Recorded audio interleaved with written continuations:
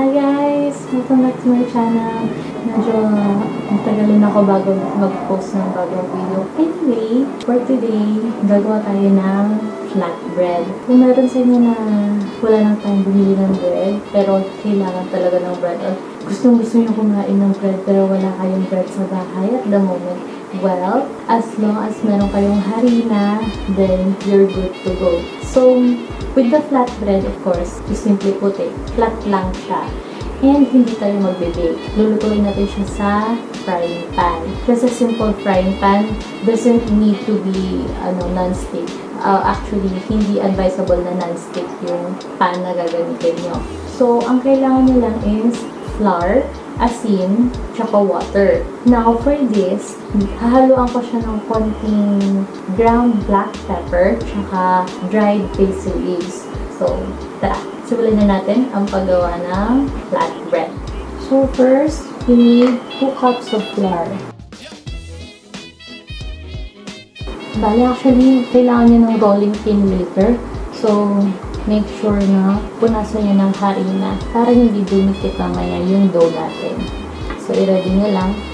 Tapos, may naka-ready na din ako ditong tray ng may harina para pag na-roll na natin yung flour, ready na natin siyang ilagay dyan. So, next ang kailangan natin is asin.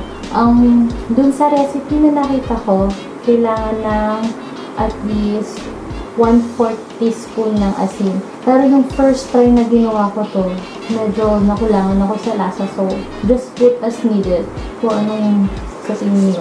So, hindi ko na siya sinusukat. Kung sa tingin ko tama na siya, then, stop na ako. Tapos, ito yung basil leaves natin na dry.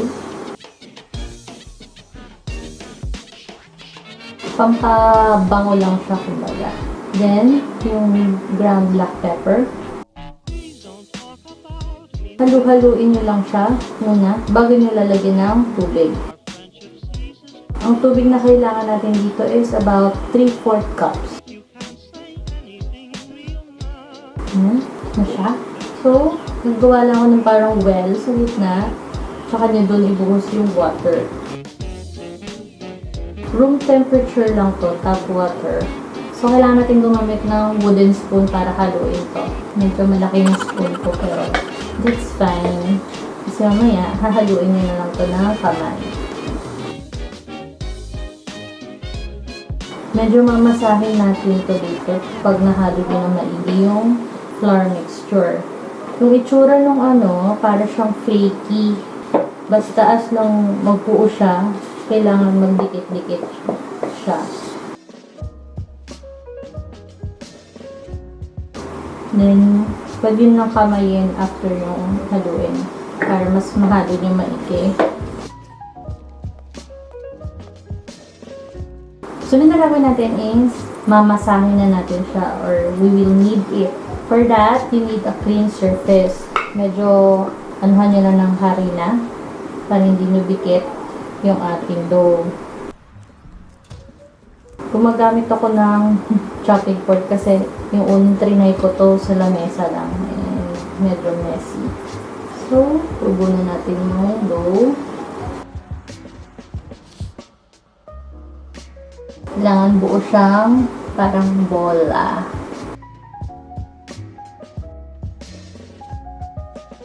Shape nyo lang siya ng bola.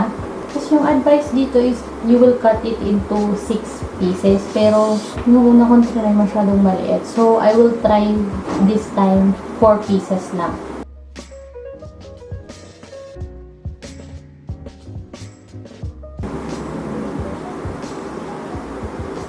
Tabi muna natin yung tatlo. Then, ito yung mamasahin natin.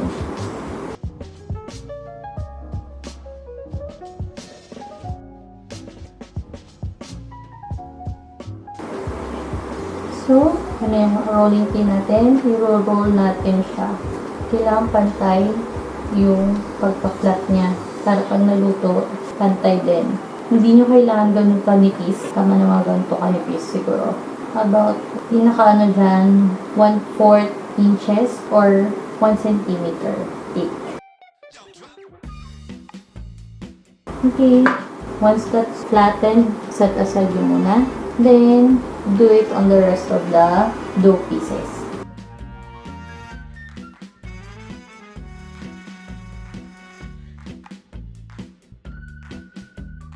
Kung medyo dumidikit yung dough, anuhan nyo ulit ng harina. So yun, first time ko lang gumamit ng rolling pin. Matagal na itong rolling pin sa akin, pero ngayon ko lang nagamit. Ulit ng harina.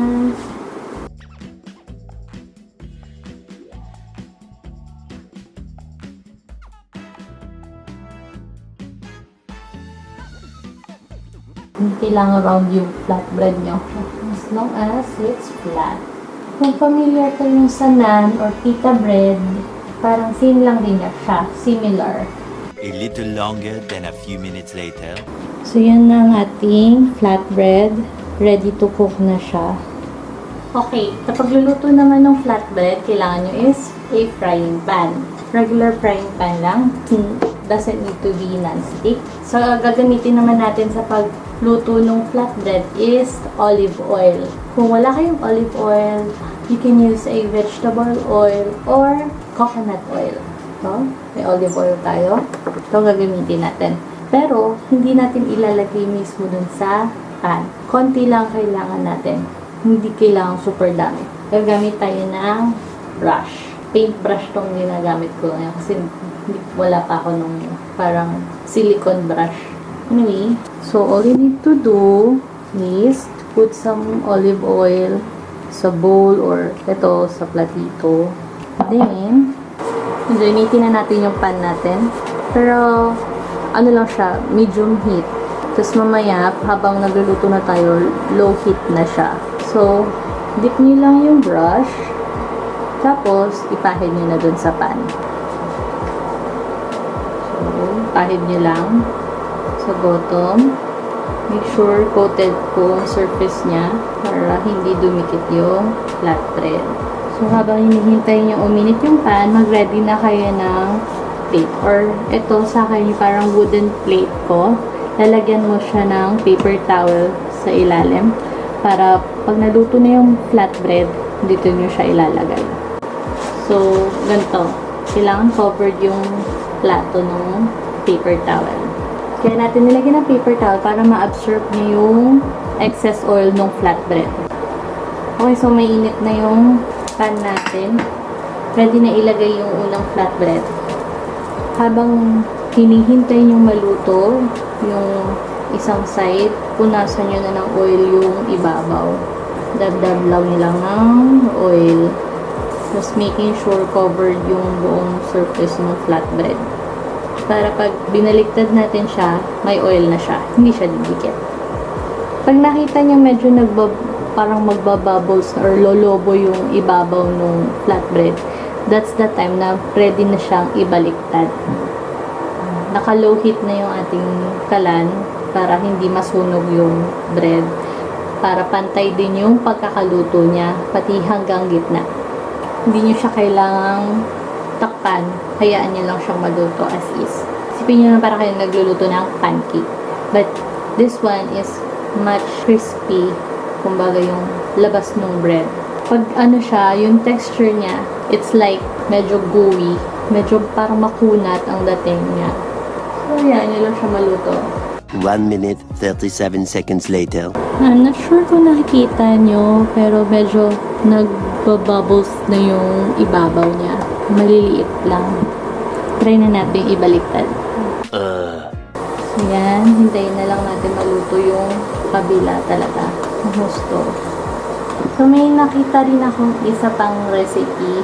Turkish flatbread naman siya. Yun nga lang, yung Turkish flatbread, mas marami siyang ingredients na kailangan. Isa na dun yung yeast, tsaka yogurt. Medyo mahal ang doon, ang kailangan nyo bilhin na mga ingredients. So, dito lang tayo sa mura. Sa flatbread lang tayo kasi kung baga tatlong ingredients na talaga kailangan mo dun harina, tubig, tsaka asin. So, what more can you ask for?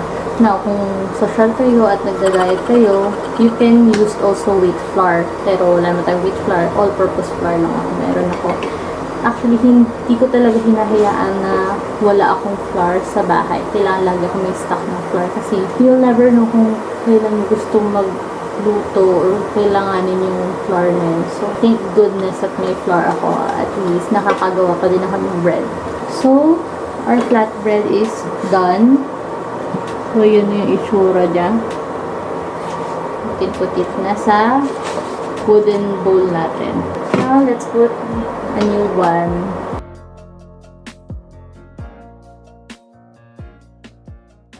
Ulitin nyo lang ulit yung process. Dab oil sa ibabaw. Make sure covered ang buong surface ng bread. Kaya olive oil ang ginagamit para panluto dito is because hindi lang siya healthy, dagdag panlasa din siya sa flatbread niyo.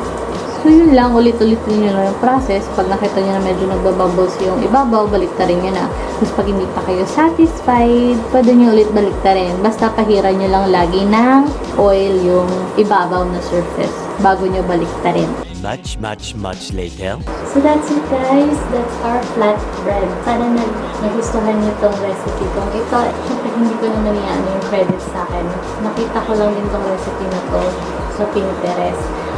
Anyway, matagal ko rin siya hinahanap kasi talagang naghahanap ako ng pwede kong gawing bread recipe. So, this is a very good alternative to a bread. Actually, mamaya for dinner namin to, isasabay ko siya sa asparagus soup na lulutuin ko. And this will be a good dinner for us. Mabigat na siya sa tiyan actually. Anyway, thank you guys for watching and I hope you like this video.